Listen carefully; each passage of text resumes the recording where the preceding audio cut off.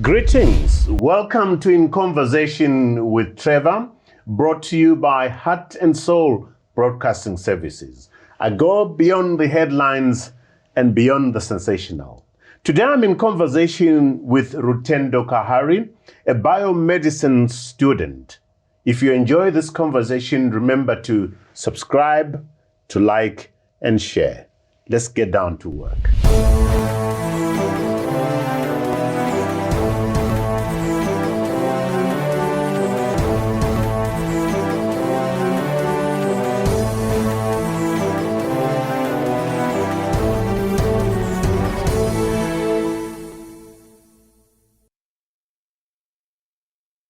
Rutendo Kahari, welcome to In Conversation with Trevor. Thank you so much, Mr. Ncube. Thank you so much. It's a pleasure to be here. So, Rutendo, you are interested in emerging fields of science, Yes. such as phage therapy.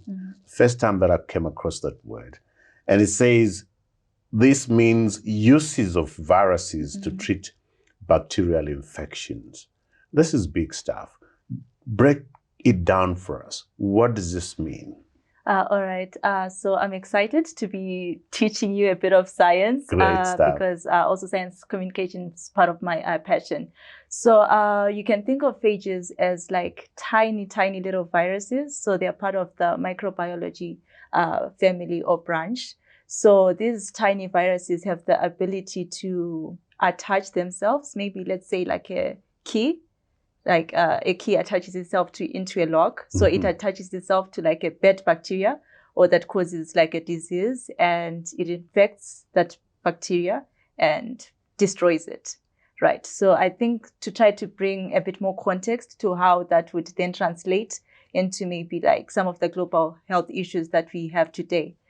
So as most people know, Africa suffers from a high burden of tuberculosis, and annually, approximately 500,000 people in Africa die because of TB. And we do have our antibiotics that are working, but our bacteria, or the bacteria that causes this TB, has the ability to like evolve or to adapt to the medication that's already there. So it stops working, right? So that's where these tiny little viruses could potentially come in and save us, right? Because they have the ability to kill that bacteria that causes TB. So why not take those tiny little viruses and tell them, hey, attack Mr. TB. Use it as a weapon to attack Yes, use it TB. as a weapon to attack TB. And ultimately, that would mean we can eliminate TB. But this is actually not a very new concept. It's been there, I think, since like the 20th century. But a lot of research hasn't been done, particularly also medically or like in humans. So there's still like a lot of questions on the safety and how it then reacts within the human body. So a lot of questions are still being raised, and I hope to answer those questions in your very research. soon. Yes, Tell me, what are you doing right now? What are you studying? Where are you studying? All right. So actually right now I'm not in school. So I completed my high school in 2021. And then I decided to take a gap year. So one of the main reasons why I decided to take a gap year was to learn a bit more about the healthcare system of Africa. Just to understand a bit more about the struggles that are there within our own healthcare system. Because like you said, I'm a biomedicine student. So I hope to like address some of these issues that are there within our healthcare system. So within my gap year, I had the opportunity to do a pre-medical internship in Kenya. And Mombasa. Yes, in Mombasa, Kenya. Yes. At one of the largest public hospitals there. And the experience was really eye-opening because I really got to then see what we mean when we say we don't have resources. What does shortage of drugs looks like? What does lack of healthcare professionals look like? How does disease look like? Because I passionately talk about these diseases, but how does a person with TB look like? How does a person with HIV look like? How does a person with malaria look like? So it was an eye-opening experience that I enjoyed, and obviously through some of the global health lectures, I learned quite a bit also about the healthcare system and what the current doctors are doing and what are the gaps that are already there within the healthcare system, and then how can science then come in to like bridge some of these gaps that are there within the healthcare system. So that's one of the many things that I did during my gap year. And right now, I just flew in from Cape Town, where I'm doing my last gap year experience before college. So what are you doing in Cape Town? So yes. So we flew down here particularly for this conversation. Particularly for this conversation. Right. Yes. What are you doing in Cape Town? All right. So I'm with an organization called Global Citizen Year. So it's bringing together about 50 young global change makers from different parts of the world to learn how to lead from a place of purpose. So how do I get into my community and lead from a place of purpose? And it's also connecting to human rights. It's also connecting to social justice. So as I try to lead within my community, how do I make sure that everybody has equal access to opportunities, equal access to resources?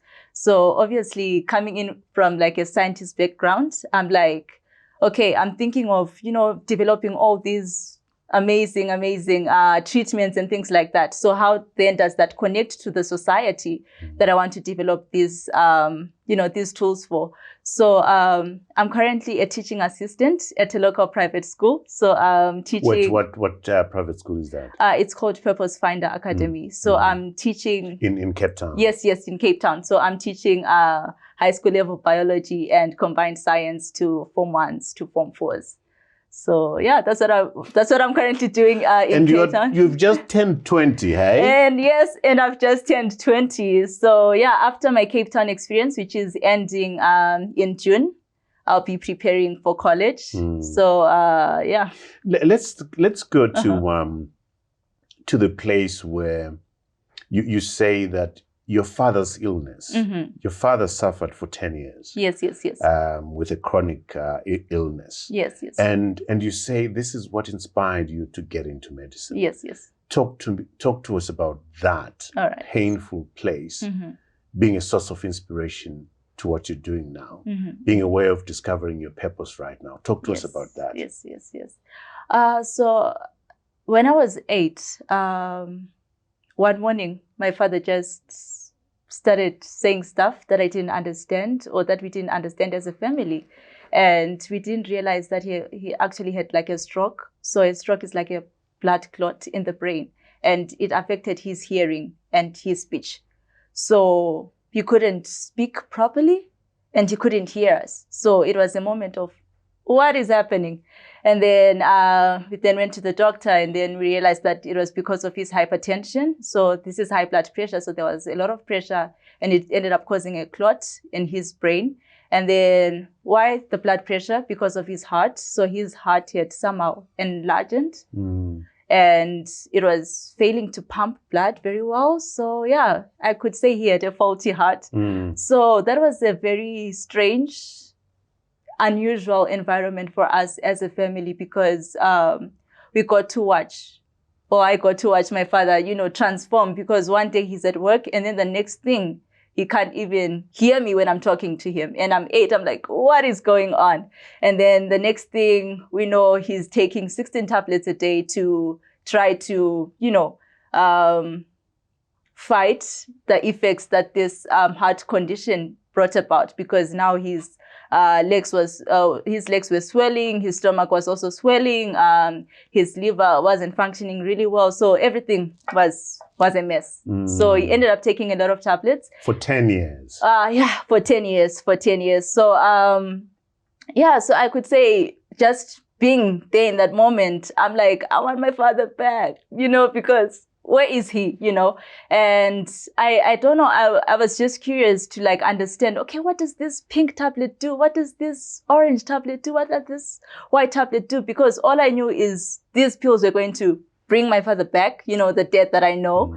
So I used to read the little package inserts that come with the medication. To be honest, I was vexed by the by the medical jargon, right? But it then just got me started thinking, how does medicine interact with the, human body at like a molecular level? Like, how does medicine know where to go? How is it actually working?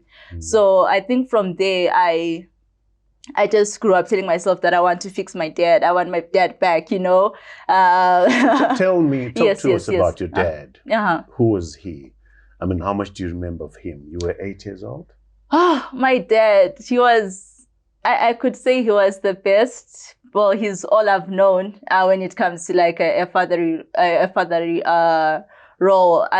By then I was still the last born. So I was really like a daddy's girl, you know, like I want this, he would just give me, and I could say he was the one who also like pushed me academically, because he was the one who used to pick me up from school, and then he would be like, do your homework, and then he had like a stick by the side if I make a mistake or if I'm a bit clumsy, he'd be like, hey, you know. So he was a really supportive father who pushed me, who like taught me how to be somewhat independent and do my work. What was he doing? What was his line of work? So he was a manager at National Foods. Yes. Okay. So yes, he was a manager. So making sure that, you know, the mealie meal was delivered at the right places, the cooking oil was delivered at the right places, and yeah, so that was his job. Yeah. Do you remember a particular moment when the light went, you know, switched on? This is what I want to do. Was there a particular moment where you're like, this is what I want to do? I could say the lights really switched on the day of his burial. Wow. On the day of my father's burial, because how old were you then?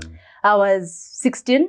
I was 16. So obviously getting into high school, I was not really good in biology, you know, because I was like, okay, I don't really know what I want to do. I just want to fix my dad. But then it was just like, you know, when someone has been sick for a very long time, you get too comfortable. You're like, you've seen the worst. What could possibly happen? You almost get used to them not doing well. You get used to them not being well. So I was at a point where I'm like, I don't know, you know, even exploring different fields. Yes, I even explored different fields, things like food science, things like oncology, so that's the study of cancer, things like hematology, that's the study of blood. So I'm already thinking of other things because, you know, you're used to having someone who's sick, so what's the worst that could possibly happen? So I think, when he passed away, that's when I was like... Describe it to us. How did it happen? So I wasn't home. I was at school. I think it was on a Wednesday, 12 February. It was on a Wednesday. I was at school. My mom also worked at my school. So I was at Spaces College. And then my sister was currently at home. So I have an older sister. She was currently at home. And then my little sister was at school. So my sister then called my mom to say, please come home. There's an emergency, right? And then the secretary comes to, I was in a math class, the secretary says, your mom needs to see you. I'm like, what? That's so strange, right? And then the next thing I see, my neighbor's car is waiting for us. Like, we need to go home, there's an emergency. And we're just like... It's happened. So you said his burial, that's when it dawned on you that this is what you wanted to do. Talk to me about that moment. So... I was given like a chance to like speak, you know, like just tell us how you feel and, you know, anything to say about your father. And I just said, why? Why did you go? Like, you should have waited a little longer for me to like at least, you know, get started in college or something, to just at least know that I'm really doing this for you. So I think in that moment, I felt really helpless because I was like, I've been working so hard to like try to save you, and then you just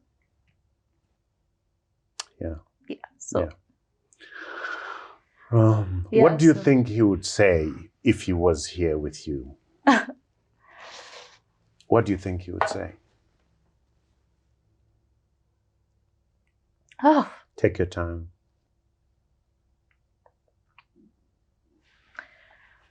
That's a tough question, because I think a lot of people will say he'll be proud of you. That's what everybody says. But I feel like part of me, he would probably say, move on, help others that you can still help, like done for, or something like that. So yeah, I feel like he would say, help others. You've done your part for me. So yeah, help others. That's what I feel like he would say. So yeah. And we will take a break here. Yeah. to allow you to dry those tears. All right. Please don't go away. When we come back, we are going to be asking Rutendo about what she's doing rather, to help others. As she says, if her father was there, she would say, move on, help others. I believe STEM is a necessary skill set that everyone needs, regardless of what you're studying, whether you're in arts, whether you're in commercials. I feel like STEM cuts across.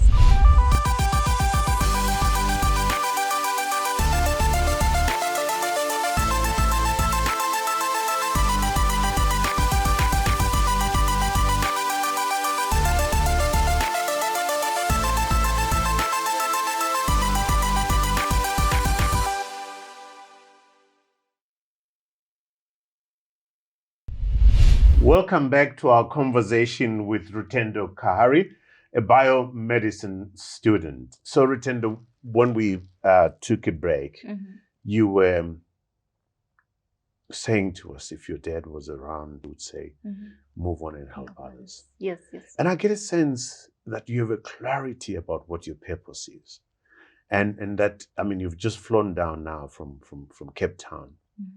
But what viewers, what I need to share with viewers out there is that you wrote us a letter, which is the reason why you're sitting here. And you said, Mr. Ncube, can I use your platform to reach out to people to help me with my fees? Yes. But much more importantly, to help others to raise fees, because there are a lot of young people who are in the situation that you are in, bright kids, but who don't have the financial support to be able to carry out their purpose, their studies, as it were. Yes. So you found a place at a university that you've always wanted to go to. Share that beautiful story with us. All right. So thank you so much. So yes, I started my US college applications last year, and I got into my top choice school. How long did the application process take? Talk to us about that process. I feel like crying when I think about it because it was a hard process, especially trying to apply as an international student. So I started my application soon after my pre-medical internship. So that was August 2022. So applying to the US is quite a lot of work, because, you know, they need to know what are you doing outside school. Recommendation letters from teachers, what do your teachers think about you? They also have like a lot of essays. So tell us more about you beyond the stuff that you do, beyond the grades that you get. So who truly is Rutendo behind all these things? So it wasn't easy getting all that stuff organized and then finally submitting that application. What was the most difficult part of that journey? Besides the difficulties in trying to submit the stuff, because for some reason the platform where I was supposed to like submit my application wasn't working well. I had to like individually emailed the different schools that I applied to using the school emails to say, hey, the platform is not working. Can my principal send her recommendation letter and my reports through email and things like that? Besides that hardship, I think the personal statement or the big essay, which is like, how do I... The mission statement of some sort. Yeah, exactly. How do I summarize my life in 600 words? And make sure that they know everything that they need to know about me. They need to know, you know, my passions, my interests outside my passions, you know. So how many schools did you apply to? So I applied to 14. 14. Yeah, I applied to 14 because getting accepted into any US school is highly competitive. So I do know people who've applied to a lot of schools and still not get in. That's how competitive it is, you know, applying to the US. So but the one that you wanted was?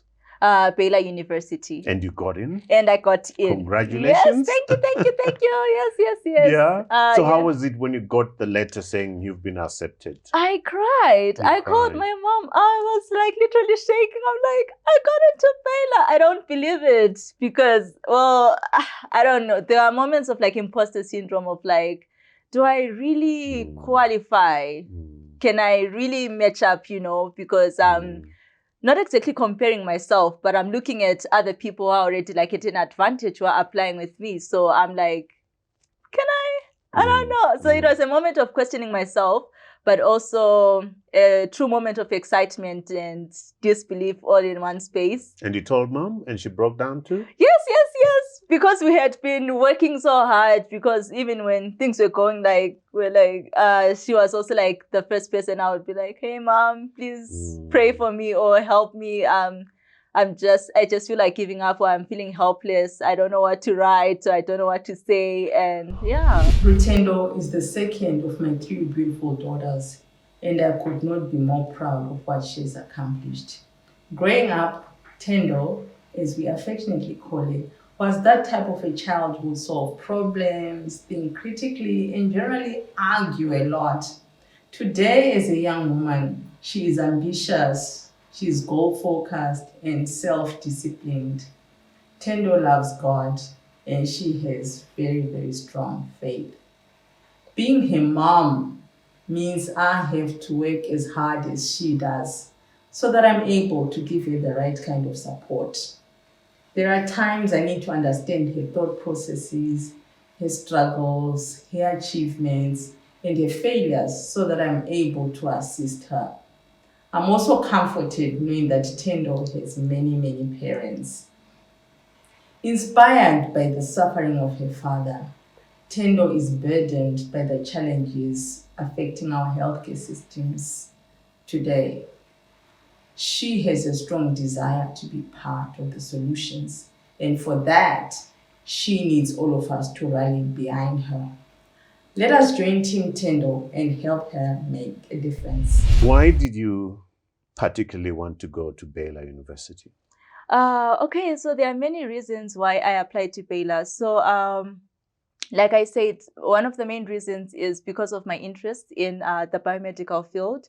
So the current research that's going on there is somehow affiliated with tropical and infectious diseases that affect Africa.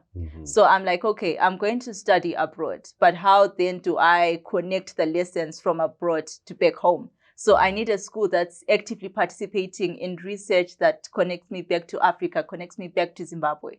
So Baylor was a school that has faculty that's working, you know, on diseases such as cholera, on diseases such as TB, on diseases such as malaria. So I'm like, yeah. This is where I want to go. Yes, this is where I want to go. And so Baylor has offered you a merit scholarship. Yes. How much of that is it going to take care of your fees? Talk to us about that. All right. So yes, Baylor has given me a merit scholarship that covers at least 40% of my cost of attendance. So within that 40%, it includes like the meal plan. So I don't have to worry about food while I'm at Baylor, because Baylor is taking care of it. And so my balance is about 60%. So that would be approximately plus or minus 40,000 per year. So you require 40,000 per year. To the viewers that are watching us right now, and I want you to address the viewers directly. Your camera is that one. Yes. As to why they should support you and how they should support you. Give them the details. Why should they support Rutendo Kahari to go to Baylor to do the studies that she wants to engage in? All right. So I feel you should support me because I've been working very hard to establish my purpose, which is to heal the world and to help everyone that I can, so that they may not suffer as my father did. So this is also an opportunity for me to bring back the knowledge that I would have attained from practicing scientists within the US, and some of the research opportunities that I'll have during my studies. And also, I've noticed that there's a wide gap in science education within Africa. So I don't only want to use the education I'll attain in the US to, you know, find new drugs or something along those lines, but also as a chance to popularize science among young people. So that's also my goal, to be able to then teach science to other young people, and so that they can fall in love with it. Fantastic. Yes. I think that's a powerful message. Still addressing the audience. How do they help you? I know you've started a GoFundMe initiative. Tell us the address, the emails and stuff that we can reach yes. out to you. Yeah? Yes, yes. So to support my college fundraising, I've launched a GoFundMe campaign with the support of one of my mentors, Dr. Jennifer Johns. So to be able to connect with me, you can email me at teamtendo@gmail.com. So Team Tendo is TENDOE @gmail.com. So that would be the best way to then contact me. Yeah. Yes. Tell me, is there a does the GoFund thing have an address, a link? I suppose we will put the link at the bottom yes, so yes. that people can reach out. All right, yes, yeah? yes. So yes, definitely the GoFundMe does have a link, and as Mr. Ncube said, you'll put it in the description box. So yeah, I think that's the best way you'll be able to interact with the link, but it's also available on my social media platforms such as LinkedIn, where I'm just using Rutendo Kahari, and on Instagram, Twitter, and Facebook. So that's all the other places that you can find the GoFundMe. Fantastic. link. We're going to put all those details. All right. Thank you so much. On the show. Yes. And this GoFund Yes. initiative is Yes. also going to help other students. Mhm. Am I right there? You and other students, or just yourself? All right. So it's going to help me Mhm. initially, but I hope maybe in the future Yeah. I can help others. Okay. Like maybe start a whole new campaign to try and also help others, because I think, like you mentioned, there's really like this gap between getting maybe accepted into a college and into a program that you want to study and getting funding to study there, right? So there's this gap that's already there. And with platforms such as GoFundMe, they bring awareness to that gap and how also communities can then come and try to help, right? So initially, I don't want to say I'm experimenting, but because I've once done a GoFundMe, but I'm quite confident that this one will work out. And once it works out, I hope I can do something for others. For others, yes. And I'm sure it will also serve as inspiration to other students if they would like to start their own. Fantastic. Yes. You are a STEM advocate based in Bulawayo. That's what you used to do. That's what you're passionate about. Yes, yes. Talk to us about All why that passion. All right. So I think my passion for STEM was already there, right? But I only got to learn more about it when I was in Form 2, probably 2017, 18, thereabout. That's when I really got to learn about STEM and learning about the gender gap that's there. Like, I think 28% of women are in STEM. So STEM is science, technology, engineering, and mathematics. So about 28% globally, women participating in STEM, right? Because it's considered a highly difficult field, and so women are intimidated by that. So how do you encourage them? How do you motivate women to get involved in STEM? So I've served as an ambassador for like several STEM organizations. So these organizations are already known for trying to bridge that gap. So organizations like Girls in STEM Trust, Science Learning, Africa Code Week, Junior Medical Academy. So just to like break down what I potentially do in each of these. So with Girls in STEM Trust, they usually have like a speaker series. So I've been invited quite a number of times to speak to the girls, just telling them about my journey in STEM and why they should, pursue STEM-related learning and innovation, because I believe STEM is a necessary skill set that everyone needs, regardless of what you're studying, whether you're in arts, whether you're in commercials. I feel like STEM cuts across. So it's, okay, why? So already there's attention, a lot of attention that's supporting women and girls in STEM, so which is a bonus. If you're a girl in STEM, a lot of opportunities can come your way. So tell me, what do young women and girls say? What intimidates them about STEM, science, technology, engineering, and maths? And how do you encourage them? So I think one of the most intimidating things when it comes to STEM, I think, is the representation. Like, where are the women? Where are the role models, right? So I like what one of my mentors said. Miss Ngomalo, she's the founder. She was here. She was sitting here the other day. Yes. Right. And she mentioned in her interview, you can't be what you can't see. You can't be what we can't see.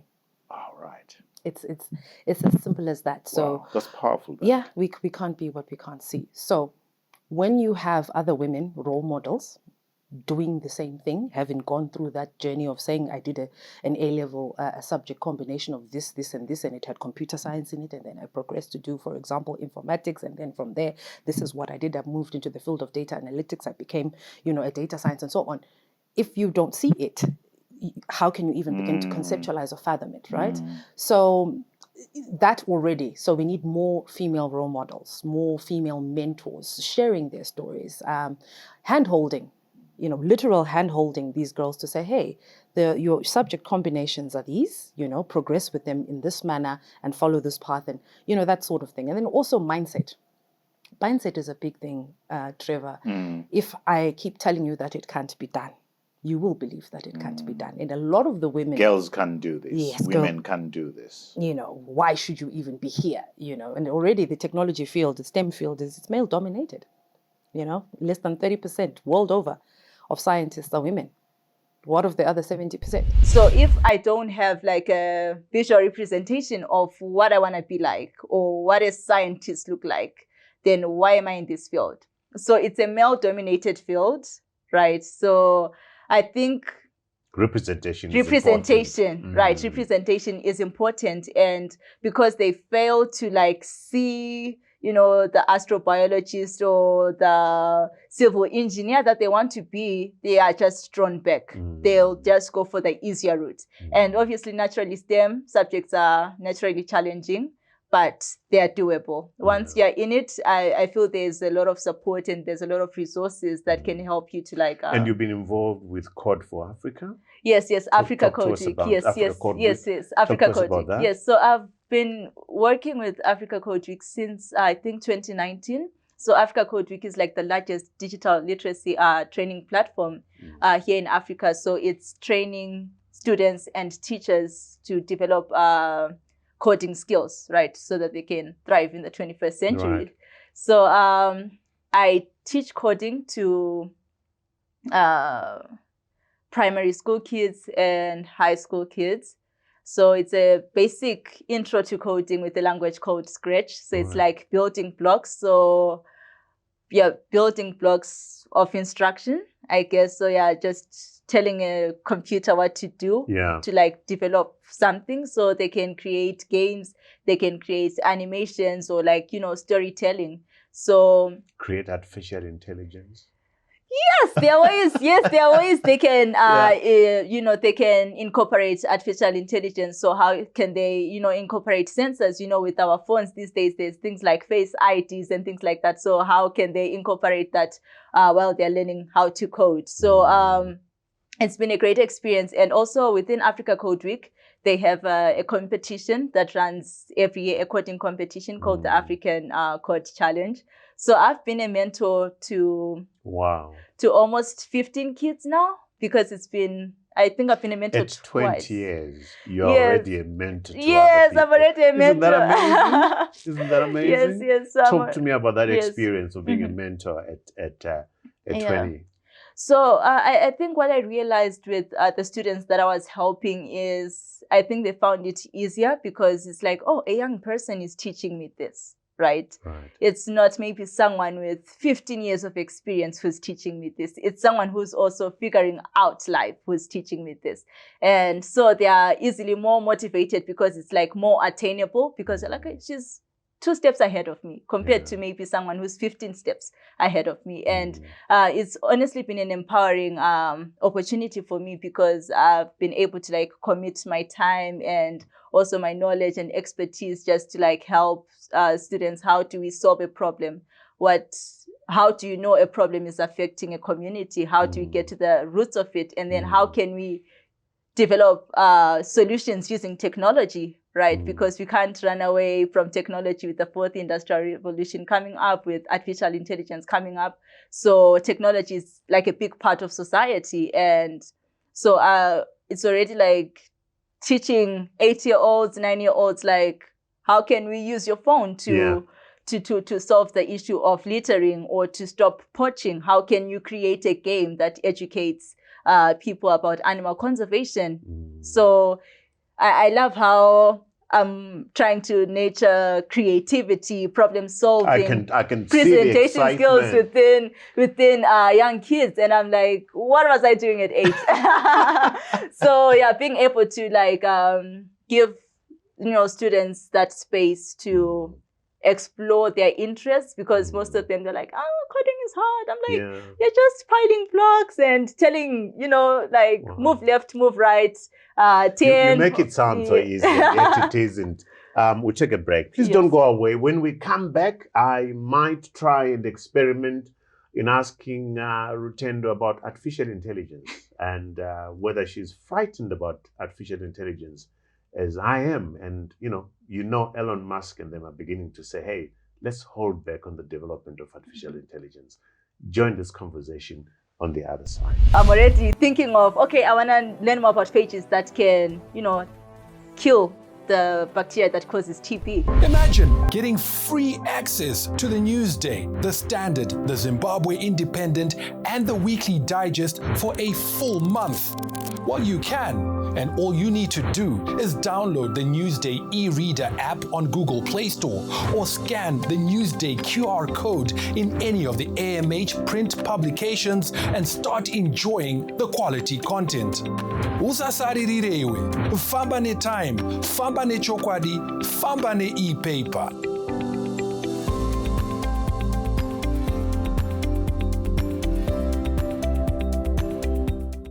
Welcome back to our conversation with Rutendo Kahari, a biomedicine student. When we went away, I did promise that I'll ask Rutendo about artificial intelligence. I'm going to read this. I read this book sometime last year, Hacking Darwin, Genetic Engineering and the Future of Humanity by Jamie Metzl.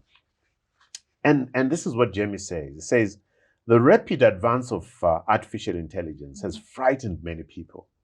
Technology entrepreneur Elon Musk and the late Stephen Hawking among them, who are concerned that AI will supplement and someday potentially harm human beings.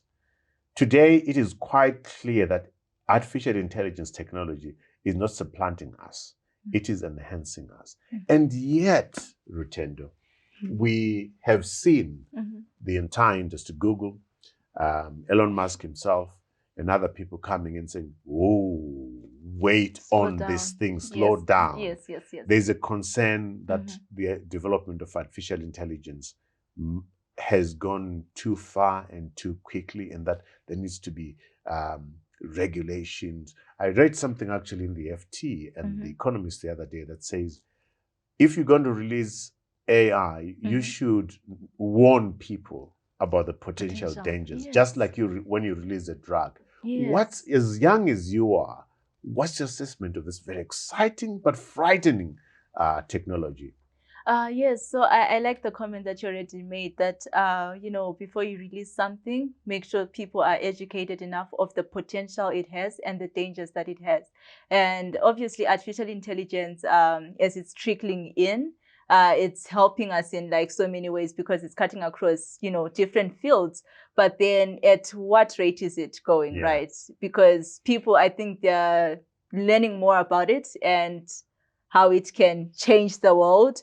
But then they're overlooking the dangers that may come within artificial intelligence. So I would say it's scary in the wrong hands and not so scary in the right hands. Right. So I believe education is the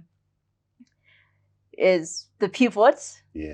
Because also like trying to maybe look for like a different example to bring it into context, like you talked about bringing in a new drug. People need to understand, okay, what is this drug?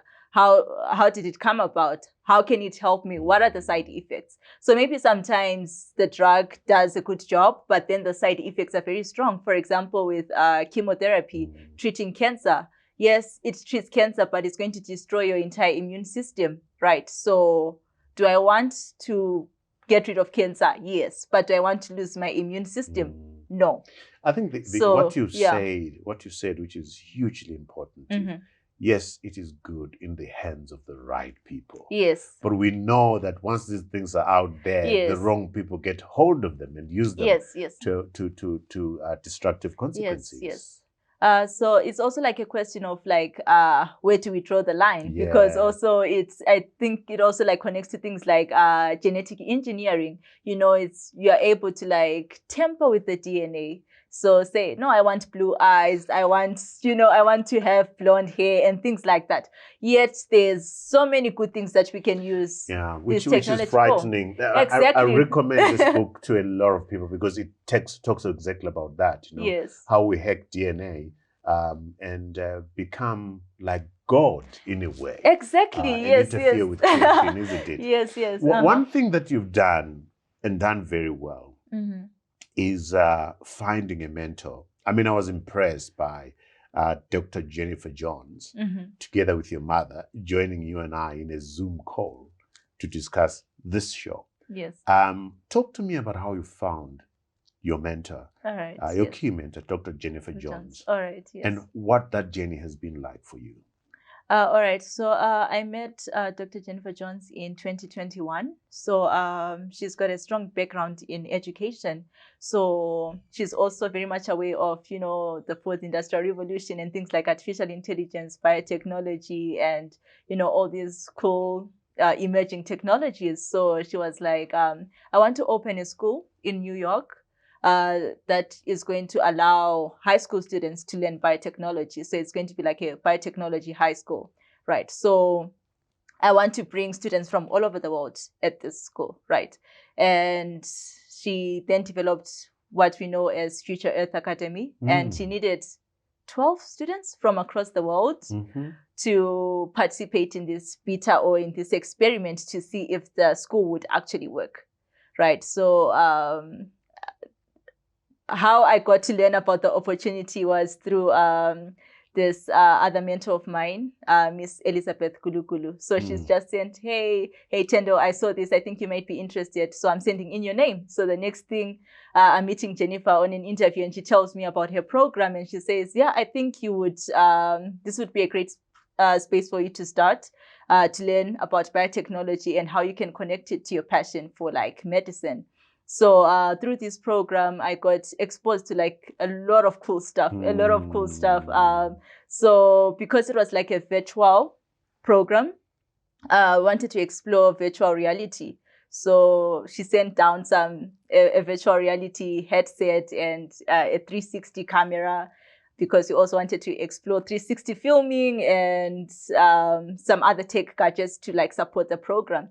So we would then meet with other students in VR headsets. So it would be like, a conference room, like maybe like this space, and we're just sitting, but we are in the same space virtually.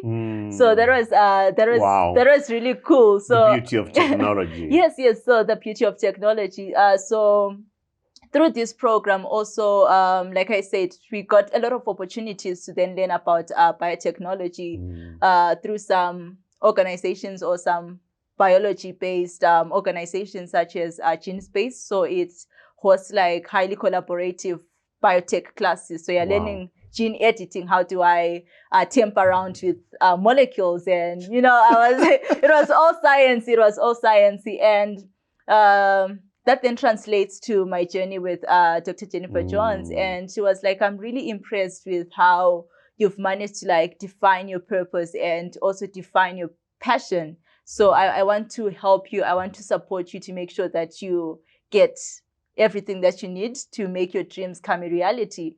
And so she has supported me in so many ways, I can't even... She absolutely has you in her heart, because she's actually reaching me. Yes. She's reaching out to me via LinkedIn and so forth, wanting you to get as much help as possible. And we're going to have a message from her as part of this show. Yes, yes. To support your initiative to Yes, raise your school fees, college fees rather, Yes, yes. via GoFundMe.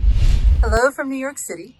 This is Dr. Jennifer Jones, and I'm very proud to say that I have been Rutendos Mentor for over 2 years. And I have never met such an exceptional young woman. She is going to change the face of medicine and science all across her region and potentially around the world.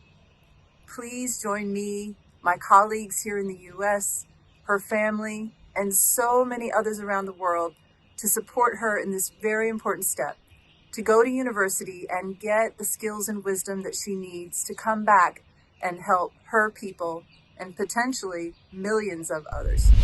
Rutendo, take us back to where were you born? I was born in Bulawayo, here in Zimbabwe at Mater Day on the 23rd of March in 2003. Yeah. Which schools did you go to? So for primary, I went to SOS, Herman Minor in Bulawayo. And then Form 1 to Form 4, I went to St. Columbus High School in Makokoba. And then for my A-level, I went to Spaces College, Bulawayo campus. Yes, yes. Interesting, because of all the schools that you've mentioned, Yes. there is no, high pedigree school there. You've gone to normal schools. Yes. But look how you've come out. Yes, yes, yes. I'm always having like this conversation with my mom, because I then realized like what you're saying compared to like some of my friends who are already studying in the US, right? So for example, people like Tamuda, they went to very good schools that already have support to students who want to apply to the US. But I just went to like, normal schools where everybody probably ends up in, local universities, and there isn't much support. And also like the teachers don't know how to support someone who wants to like study abroad. So yeah, so I could say it also goes back to the mentorship with Jennifer Jones. Mentorship, but your own drive. Your own Yes. personality, your own passion, yes, which is yes. very infectious. I'm sure people will attest out there. I hope so. I hope so. I hope so. Yes. So I have no doubt, Rutendo, that the people that are watching you all over the world are going to support your GoFund. Thank you so They much. will come through because you deserve this and more. So how long are you going to be at Baylor? So I'm going to be at Baylor for 4 years. Yeah. Yes. So up to 2027. That's when I graduate. After graduating, what's your ambition? What do you want to do? So I'm hoping to then go into like maybe like a PhD program, because I'm going to be majoring, that's what they call it, in biology with the concentration on global health. So it's like biology plus global health, right? So for my field to be like a biomedical researcher or biomedical scientist, it makes more sense if you are like Dr. Kahari, So Dr. Kahari. Yes. So yeah, if you have a PhD, you make more sense as a researcher. So yeah, but like I said, already in my first year as I start this fall, so in September, I'm already going to be participating in a discovery-based undergraduate research program for first-year students. So I'm going to be learning more about phages. So I'm already thinking of, okay, I want to learn more about phages that can, kill the bacteria that causes TB. So that's already in my first year. So I'm hoping to be coming back home in between to support that research, because it's going to be like my personal project that I'm already starting within my first year. So I'm hoping to be jumping back and forth to support that research. You're too young for me to ask you if you've ever failed, but let me ask you this. How do you deal with life's challenges? How do you deal with tough moments? You've lost a father before. Yes. You were young, but how do you deal with life's tough moments? To be honest, without sounding philosophical or like very smart, I cry. I cry. I remember my mom was like, you should stop crying. You should stop crying. And after everything. crying? And after crying, I feel better, because I've let everything out in a way. So now I can like focus, because once something happens, I'm just like clouded with but the tears so the tears wash away everything. And now I'm like, okay, where do I start? So after removing the cloudy effect on my eyes, I'm like, okay, how do I start after crying? So fantastic. It's not the best in public, but it works. But it works. Yeah, well, it messes up the makeup and stuff. Yeah, it messes up the makeup, but it works.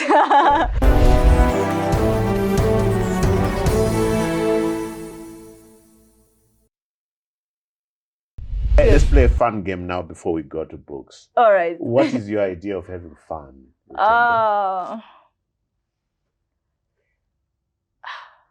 I'm an introvert. You're an introvert. Yes, so I love my space. I love my space. You love being alone. Yeah, in a healthy way. Okay. So I would say maybe let's take it to the kitchen. Aha. Cooking. All right. Yes. Cooking is my type of fun, because I really get creative. I didn't know I was creative until I got into the kitchen. Wow. So Fantastic. So cooking and What's your favorite app on your phone? TikTok.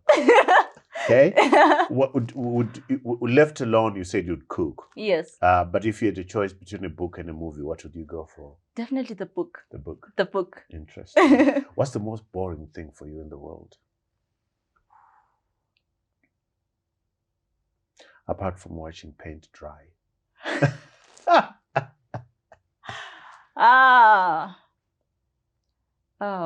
What can I say? Whilst you're thinking of that, do you have a boyfriend? No. What? So when you're looking for a boyfriend, what are you looking for? I'm putting you on the spot. You're putting me on the spotlight. What are you looking for? What are you going to be looking for? I would say someone who is supportive, someone who understands my goals, so that, whenever whatever happens, they gotta know that I'm gonna put myself first. Wow, that's clear out there, guys.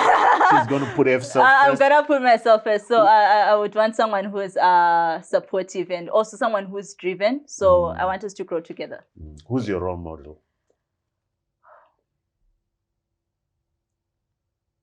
I've talked about my mom a lot, but she's your role model. She is my role model, because she fights for you. She fights for me and my sisters, and she is also one of the strongest people that I know, and some of the most resilient people that I know.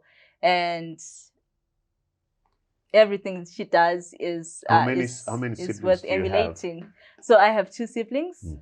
The middle child. So my sister, she's about to graduate. She studied applied chemistry at the National University of Science and Technology in Bulawayo.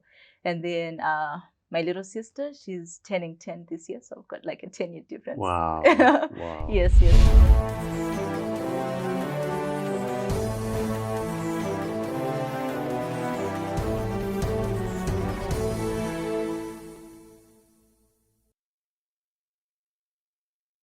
We're going to discuss books now, because we love books on this show. If you could share 3 books with our viewers all over the world who love books, 3 books that have inspired you. Before you do, I really want to encourage people who are interested in your field of study, science, to read this book. This is a beautiful book. It's nicely written. It's also a recommendation from James Manyika, our own James Manyika, who at that time was chairman of McKinsey Global Institute and is currently with Google, I think. So it's a great book to read. What books do you recommend for us? Hacking with Darwin. I'm taking it. I believe whenever I read, I also enjoy reading. I find bits and pieces of myself scattered within books. So the first book I would recommend is When Breath Becomes Air by Paul Kalaniti. So it's the author, Paul, then shares his journey of how he transformed from being a doctor to becoming a patient. So just before he completed his medical school, at Stanford, he was diagnosed with terminal lung cancer. So he's trying to like understand the meaning of life, the meaning of death. So what happens at 36, you're told that you could die in the next 6 months. So what happens to all those life goals that you have? And I love how personal and real the book is. So it just got me thinking about how it's so easy for us to like get caught up in, our goals. And so what happens? How do you respond to life when one tragic piece of news changes everything? Yeah, that changes everything. What's your next book? What's your next book that you recommend if there's any? Yes, so the next book is The Hot Zone by Preston Richard. So my books are a bit biased in terms of like medicine. So yes. So this one is really interesting. What is it called? The Hot Zone. The Hot Zone. Yes, by Richard Preston. So it talks about the emergence of the Ebola virus in Africa. So how did Ebola virus come to Africa and how did the locals react, right? So this was like in around 1976, thereabouts. So it's like, okay, these people are practicing traditional medicine and then there's this virus that's coming in. How does society respond to viruses? So it also humanizes the whole experience. It's different when you're learning about diseases from a textbook because it just gives you like random stuff. But then within this book, the author then tells us like who was the first person to get the disease, who were the medical professionals who helped. I'm going to rush you. Your third book? Your last book? All right. My last book was inspired by my program in South Africa, Global Citizen Year. So I had the opportunity to meet Kumi Naidoo. He's a world-famous human rights activist and climate change also advocate. So he has a book called Letters to My Mother. So he shares how his activism journey and how it connects to human rights. So Kumi used to be chairman of Amnesty International. Yes, that's the one. Yeah. Yes, that's the same Kumi. So he talks about how his mother's death at 15 inspired him to advocate for social justice, to advocate for a better South Africa, I guess, because he experienced all this racism that came with the apartheid system. So it's really interesting to learn about how activism has been evolving in the last, I guess, 50 years through his book. And it's really got me thinking. Wow. Yes. I can't believe I'm talking to a 20-year-old. The books that you've just, recommended are powerful books. As you're talking, I get goosebumps. I get so excited. This is a young Zimbabwean who is going to be going global. You are an inspiration. I have no doubt that the people that are watching you at home are going to be so inspired thank you so by much. this conversation. But much more importantly, that they're going to chip in and support your GoFund so that you get your college fees and realize your dream. But much more importantly, live your purpose. So proud of you. Thank you so much. And wish you the very best. Thank you so much. Thank it you. means a lot coming from you. Thank you. Remain seated there. Allow me to tend to our viewers who are all over the world who watch this show on a weekly basis. Remember, we're out on Mondays on YouTube, 7 a.m. Central African time. To ensure you don't miss out on any of these quality conversations, please, I invite you to click here and subscribe, like, and share. We've gone a step further. We've created podcasts which sit on our website for your listening pleasure. All the conversations sit on the website for your listening pleasure. So you can listen as you're cooking, listen as you're having fun. So please support us by going to click onto those podcasts. Thank you for watching. Until next time, cheers to you all.